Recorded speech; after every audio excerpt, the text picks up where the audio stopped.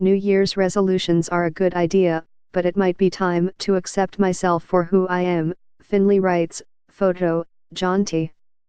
Greilich / The Detroit News, by photo. With the deadline fast approaching, I still haven't settled on a New Year's resolution for 2018.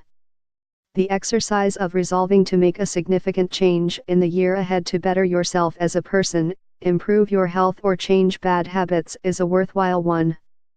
It's good to start a new year with an honest assessment of where you are and where you'd like to be at year's end.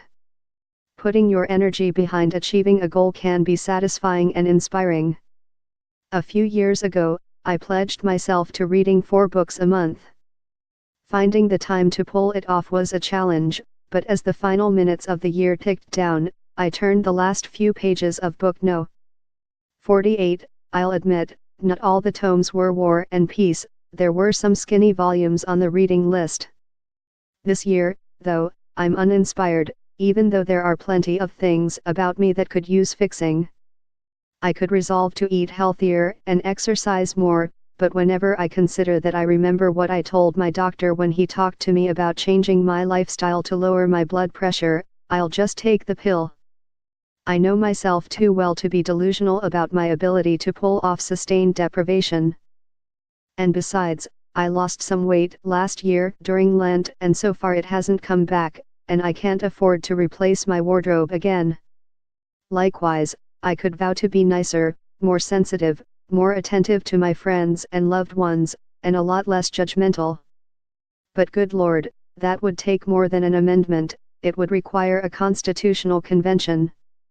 And even then, the measure of success for such a wholesale improvement is subjective. I may think I've pulled off the transformation, but everyone else might still view me as a self-absorbed crank. I'd hate to do all that heavy lifting with no visible payoff. A lot of folks resolve to have more fun, take more trips, pursue more adventures. That all sounds good, if a little selfish. But I'd hate for having fun, traveling and adventuring to become an obligation instead of an avocation. Turning them into a resolution might kill the joy of spontaneity. Truth is, I may be getting too old to improve much of anything. After 60+ years, this may be it in terms of my development.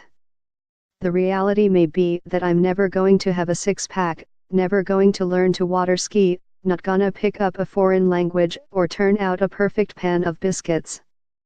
Nor am I likely to become a vegan, curb my temper, or develop the tact not to ask, "Are you pregnant?" unless the woman is wearing a t-shirt that says I'm pregnant. And I enjoy grouchiness too much to ever give it up for good. Same goes for bourbon. And fruit cake. There may be some small adjustments I can make, a bit of tinkering here and there. But I realize now I'm a finished product, with all the imperfections baked in for good. And that sounds like the just right resolution, to accept the permanence of my flab and flaws and not start the new year under the enormous, self-imposed pressure to erase them. To paraphrase Popeye, I am who I am.